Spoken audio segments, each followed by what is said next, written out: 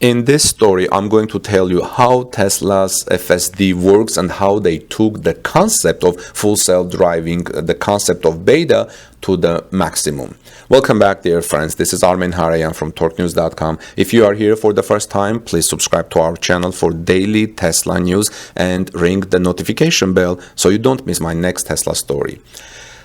Enrique Dans, who is teaching and consulting in the innovation field since 1990, has a very good article in Forbes talking about Tesla's FSD and how Tesla took the concept of beta to the max. Enrique says the carefully controlled release of a beta version of Tesla's Ful Self Driving FSD feature for a small group of users has people sharing their experiences on the social networks and talking about how amazing, scary, or insane it is to entrust driving to a vehicle even if the driver is ready at the wheel, and where it makes sense to put the technology in the hands of users at an early stage of development. First of all, what do you think about the idea of putting a beta technology in the users of an early stage of development? Enrique says the launch of FSD brings the company closer to fulfilling the words of its highly visible boss Elon Musk, who promised that FSD would be ready before the end of this year, and makes clear the difficulty is that its competitors still light years away from such a future phase. This is not the first time, he says, Tesla has provided its users with services that are barely off the drawing board. We, the owners of its vehicles, are already perfectly accustomed to finding ourselves during frequent software updates with new beta features and which we must first approve. Dan also said that these types of issues, when you are enjoying an extremely safe vehicle whose performance improves over time thanks to software updates, or participating in the testing of a functionality, are things that customers or traditional car brands are simply unable to understand. He also says that in practice, users are not only willing to try out these updates, but we take special care in doing so, primarily because it is our responsibility, but above all, ultimately our vehicle and our lives if something goes wrong. I have little doubt, he says, that when drivers test a feature like this, they pay more attention and take more care than if the person testing it does not have to answer for a failure. In practice, any Tesla owner will drive much more competently than Rafaela Vasquez, the reckless Uber test driver in Arizona with no qualifications or common sense, he says, who was watching an episode of The Voice on her smartphone when her vehicle ran over a person. Enrique also says, in addition to this greater responsibility derived from what its stake, it is worth noting that Tesla users, in addition to showing off unwavering loyalty to the brand and an extremely high level of satisfaction with its products, are more attached to the company precisely because of what these frequent updates and the possibility of trying out new features mean, compared to the usual experience of acquiring a vehicle and having it never evolve again, or even talk to the person who sold it to you and at most to the workshop that maintains or repairs it. Obviously, Tesla's inclination to allow its users to beta test a product has a lot to do with a software company mentality versus that of automotive industry.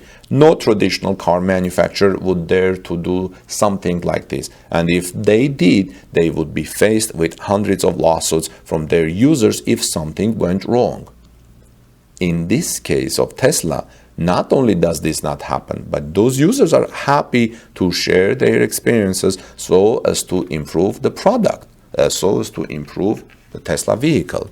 Now, does it make sense for a company to leave a beta product such as full self-driving to its users, which could ultimately cause problems if it malfunctioned? What are your thoughts, friends? Let me know, please, in the comments section below. Now, Enrique in Forbes magazine says, sure, this is a highly evolved beta launched by a manufacturer with a lot of experience of over-the-air updates.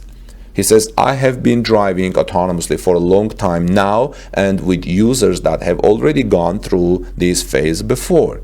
The first time, he says, I trusted my Tesla to take a corner, brake, deal with a traffic jam, or to stop at a traffic light. I was very attentive and prepared to take control immediately in case of malfunction, and that experience has not only been repeated several times with other features and functionality, but has always been completely satisfying. In addition, the company has launched the beta version by carefully choosing who to offer it to, considering that it knows perfectly well their driving habits and behavior at the wheel, because the vast majority of Tesla users share our driving data with the brand.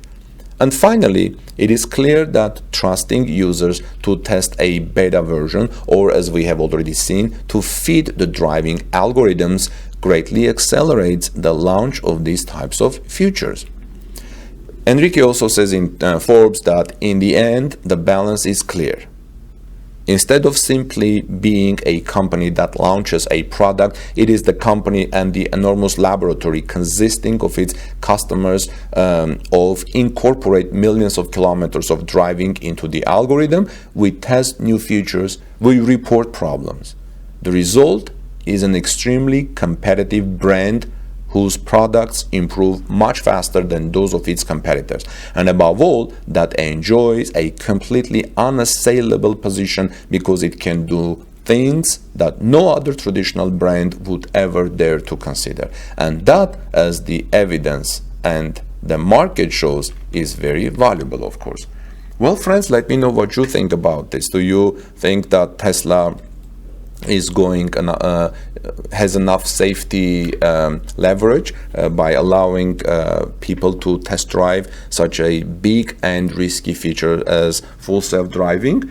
I think Tesla has all things covered and has protected itself from possible lawsuits that something may happen. I think people have signed certain types of agreements with Tesla, but I would like to hear what your thoughts are. In the meantime, this is Armen Harian from TorqueNews.com. Please subscribe to our channel for daily Tesla news if you are here for the first time, and also ring the bell so you don't miss my next Tesla story. And also, friends, we're hiring Tesla reporters for TorqueNews.com. If you are interested to cover Tesla news at TorqueNews.com, write articles and be paid, we have competitive pays, please contact me at Torque News YouTube channel through our About page where you can see my email, or through TorqueNews.com/contact. Have a wonderful rest of the day. God bless you. Take good care of each other. Peace be with all of you, friends and your families. And I'll see you soon in our next report. See you soon.